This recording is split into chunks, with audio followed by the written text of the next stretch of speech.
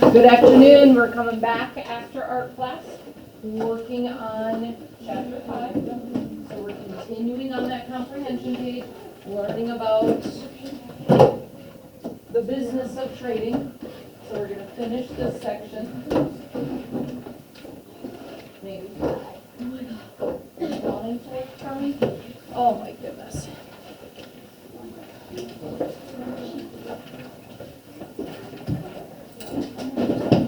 Why is it not working?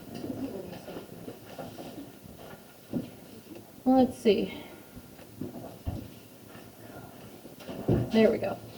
The business connections of fur trade companies stretched across the globe. Companies bought goods from around the world to trade with the American Indians. They purchased beads from businesses in Italy and Germany. Iron tools and cloth came from France and Britain. Special red dyes were brought in from China and India. Because the American Indians did not use money, European fur traders developed different ways to buy furs from them. So we were at the, Sometimes the did we do the big business already? big business, big changes. Most Europeans thought it was important to make money and own personal property. The fur trading companies were no different. Owners and investors, those who put their own money into a company to help it grow, became wealthy by bringing beaver and muskrat furs from North America to London and Paris. Trade with the Dakota and Ojibwe was one part of this far-reaching business. These companies also had trading posts all around the Great Lakes and across what is now Canada. Okay. We didn't go through this, did we? I'm having a hard time remembering where we left off. This trade grew throughout the 1700s and became a massive international business. The fur trading companies became very powerful. Already skilled hunters and trappers, native people became more efficient at gathering furs. They used steel traps provided by the Europeans to help gather more beaver pelts. They used iron spearheads, chisels, and axes provided by the Europeans to make it easier to cut into the winter lodges of muskrats. With these new tools, American Indian hunters were able to gather more and more pelts each year. The pelts became like money for the native people. More pelts meant they were able to purchase more goods from the traders for themselves and their family. As the fur trading business grew bigger in the 1700s, Europeans and American Indians came to rely on each other for the goods the other could provide. American Indians could now trade for goods they could not make themselves. Some of them became reliant on those goods to make their lives easier. The French and British, on the other hand, relied on the furs to make a profit in Europe. So this is going on for a couple hundred years, so it's getting bigger and bigger and stronger and stronger. The Ojibwe and Dakota are growing in their human capital, right? They want more to provide for their families. So they're doing those things like figuring out how to get more beaver pelts, how to get into the muskrat homes. They're using the trade goods that they're getting to help them get more of the beavers and the muskrats so they can get more pelts, so they can get more stuff, so they can get more pelts, so they can get more stuff, right? It's just growing. They're getting the better traps instead of having the traps that they used to use before they traded. Now they had metal that they're getting from trading, so they can have the metal traps that are better and they can get more. So they're able to get more trade goods to make their lives easier. The traders are getting more pelts. The more pelts that they get, the more money they get in Europe when they sell their pelts. So it's a win-win. They're getting, the American Indians are getting more trade goods, that's what they want, and the Europeans are getting more money, which is what they want. So it's getting bigger and bigger, this trading business. So in Minnesota, what does the trade look like? Trade in Minnesota. In the land that is now Minnesota, the fur trade went through many changes. During the early 1700s, the Ojibwe and the Dakota traded mostly with the French. In the mid-1700s, Great Britain and France fought over control of North America in the French and Indian War, 1756 to 1763. After Britain won the war, the Ojibwe and Dakota usually did business with the British. By the beginning of the 1800s, a few big companies controlled the fur trade in North America. In the land of the Ojibwe and the Dakota, the biggest fur trading company was the British-owned Northwest Company. Late each summer, crews of men set out from the Northwest Company's large trading post at Grand Portage. So, the European countries are fighting over who gets this land because it's rich in resources. They all want the land because they want the money that they're able to get from this land. The Ojibwe and the Dakota don't really care who they're trading with as long as they have trading posts to trade at, right? So they're letting the Europeans fight it out. Is it going to be French? Is it going to be British? Is it going to be Spanish? So they're fighting over who gets the land, and the American Indians are just trading with them. So it's shaken out to be the British are getting the land because we know our American history, right? 13 colonies by England, and then that's who we go to war against. So we know it shakes down to just be British that is going to be having this land.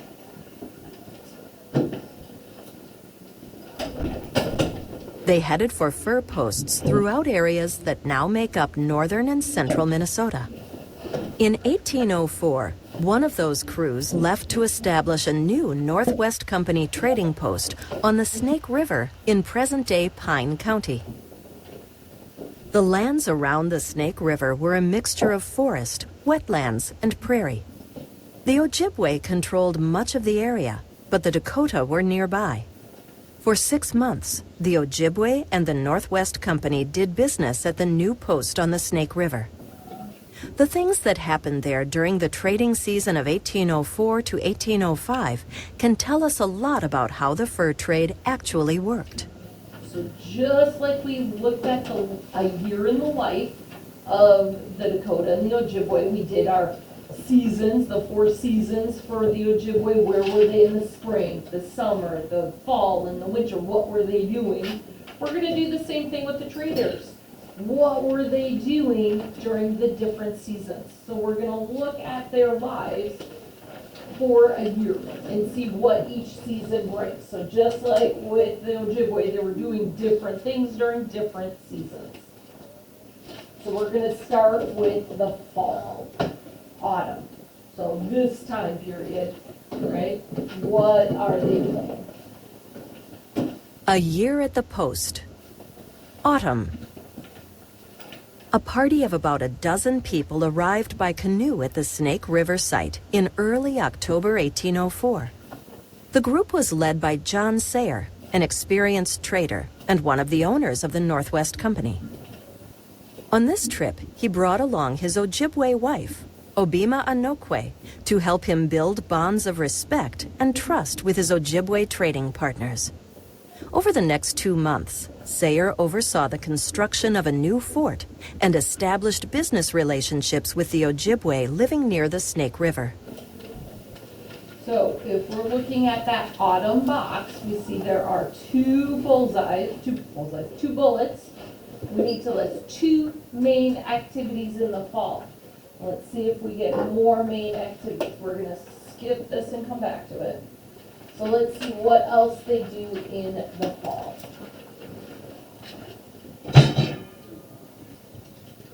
A Canadian man named Séraphin Lamar was Sayer's clerk, his main assistant at the Snake River post.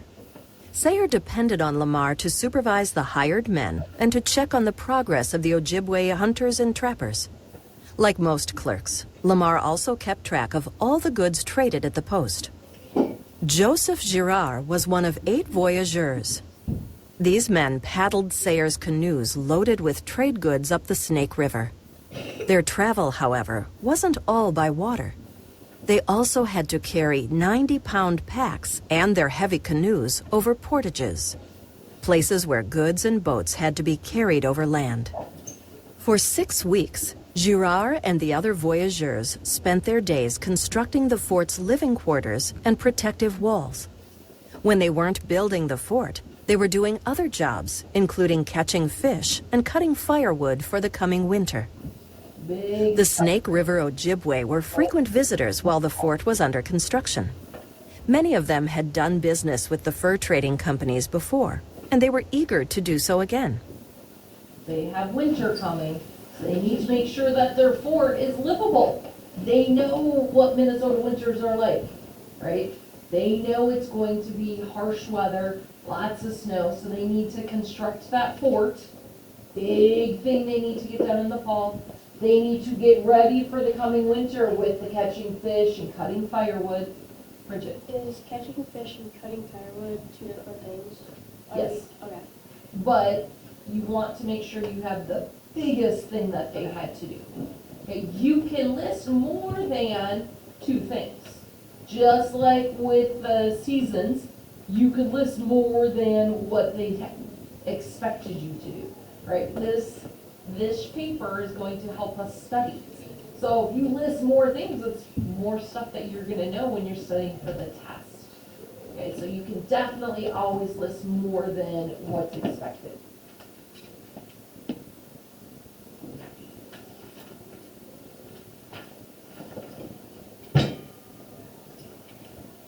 An elder named Manso Manain was among the first Ojibwe to bring beaver pelts to the new post.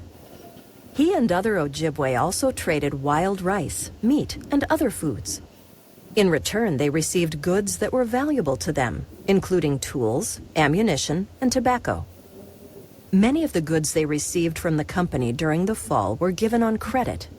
That meant they were expected to pay back the company later, after they collected animal pelts during the winter trapping season. Now this is important to note, what it means to get something on credit.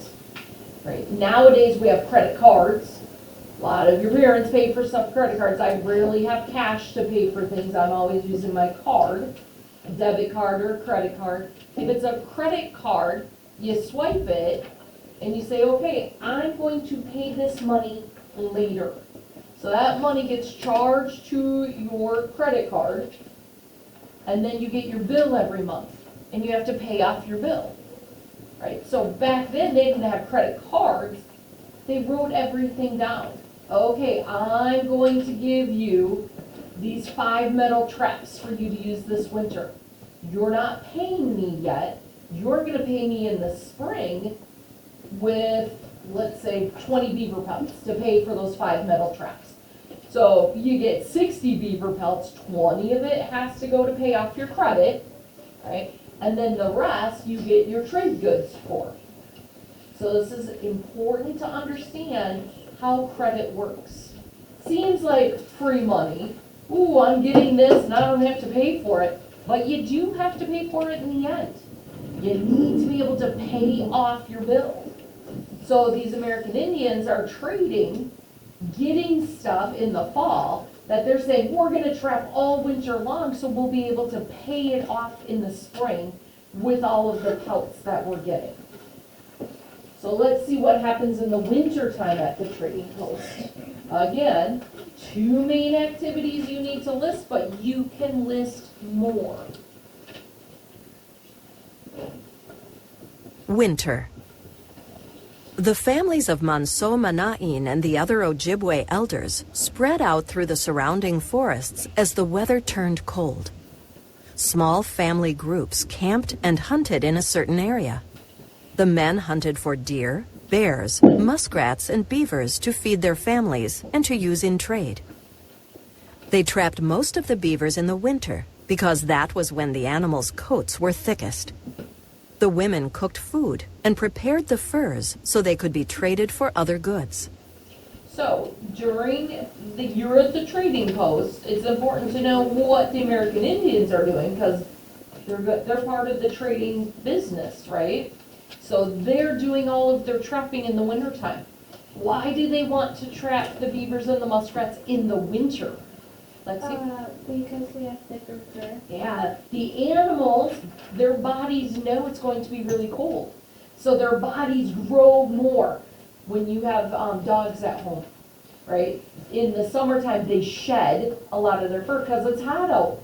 And you have to keep brushing them because they're shedding their fur. In the wintertime, their fur gets really thick to help keep them warm when they go outside. It's the same thing with the beavers and the muskrats.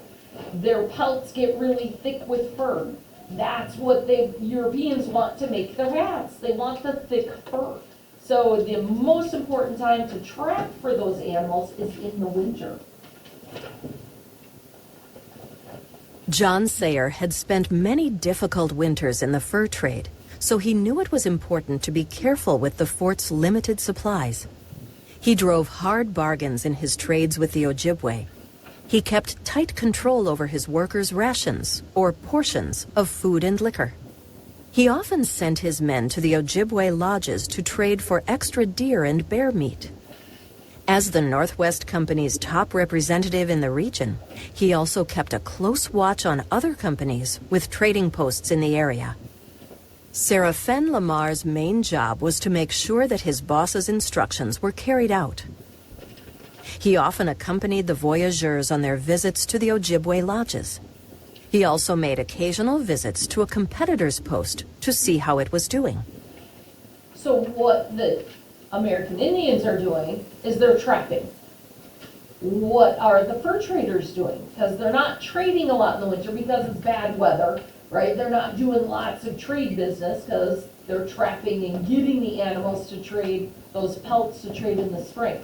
So the fur traders are going out and they're getting food from the American Indians because they have a better human capital, better skill set with getting animals, with hunting. So the fur traders will trade for some meat for them to have. They'll check in on their kinship ties that they have with the people who have married Ojibwe and Dakota women. They're checking in on the other posts to see how they're doing. So the winter time for the fur traders that's when they're just checking in on everything. Eleanor? Were the women not allowed to?